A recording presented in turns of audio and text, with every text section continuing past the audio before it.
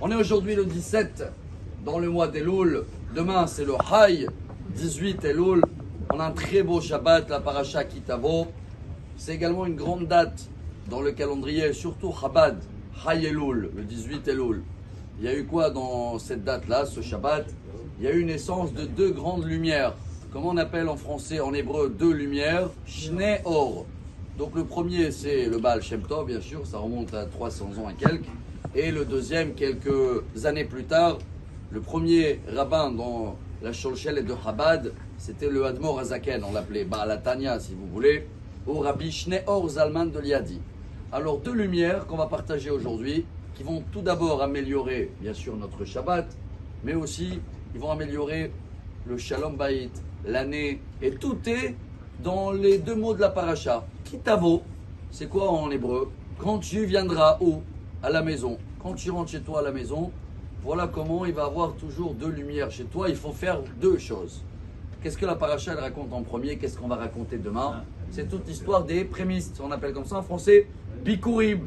Il fallait aller dans les champs, choisir les meilleurs fruits. Bien sûr qu'il y a des conditions. Ce n'est pas des bananes ou des mangues. Les fruits de Eretz Israël, et les raisins, les 7 céréales, Shivat Aminim.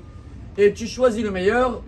On attachait même un petit élastique ou quelque chose pour voir que c'est celui-là le premier fruit. Et dès qu'il grandit, on l'amène avec une très belle cérémonie, une belle corbeille au Beth Amikdash. Donc, quand on rentre à la maison, monsieur ou mesdames, première chose qu'il faut faire, c'est il faut savoir rentrer dans la maison, la belle récolte de la journée. Il faut amener des fruits et non pas des soucis. Il ne faut pas rentrer à la maison avec, t'as vu, j'ai eu ça comme problème. Non, il faut chercher avant qu'on rentre à la maison.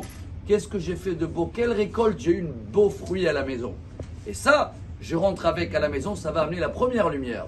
La deuxième, il faut rentrer jamais avec les mains vides.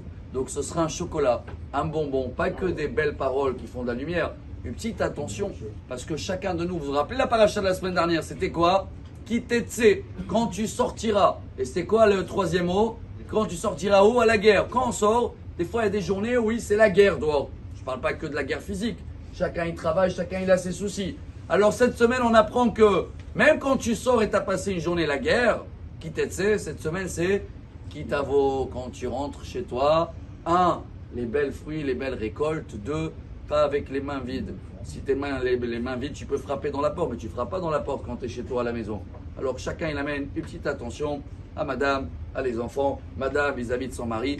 Et quand on vit avec ça, et ben voilà, on a le Shnei Or, on a les deux lumières dans la maison, on a un bon Shalom Bayit, on a un beau Shabbat et on a une parashat Kitavo. Que des bonnes nouvelles, Bezrat Hashem, pour tout le peuple d'Israël, rempli de miracles, et que le seul bruit qu'on va avoir ce Shabbat, ou avant, c'est le bruit de chauffard.